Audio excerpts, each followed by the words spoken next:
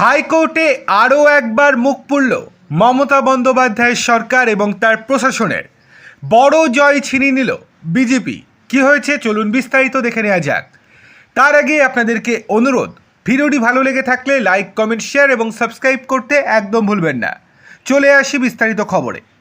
অনুমতি দেয়নি পুলিশ, সেই জন্য হাওড়ায় রামনবমীর শোভাযাত্রার অনুমতি চেয়ে কলকাতা হাইকোর্টের দ্বারস্থ হয়েছিল বিজেপি। শুক্রবার হাইকোর্টের বিচারপতি সৌগত ভট্টাচার্যের বেঞ্চ আগামী 26শে মার্চ ওই শোভাযাত্রার অনুমতি দিয়েছে। তবে মানতে হবে একাধিক শর্ত।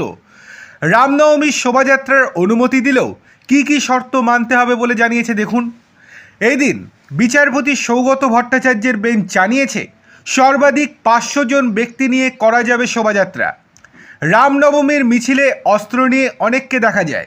এই দিন হাইকোর্ট জানিয়ে দিয়েছে শোভাযাত্রায় কোনো ধাতব অস্ত্র দেখানো যাবে না, প্রতীকী অস্ত্র নিয়ে মিছিল করতে হবে। রামনবমীর মিছিলকে কেন্দ্র করে যাতে কোনো অশান্তি না ছড়ায় সেই দিকেও নজর রাখতে কড়া নির্দেশ দিয়েছেন বিচারপতি।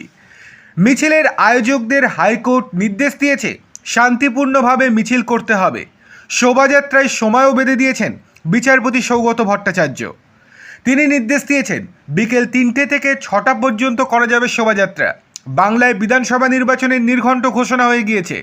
2 দফায় নির্বাচন হবে 23 এবং 29শে এপ্রিল।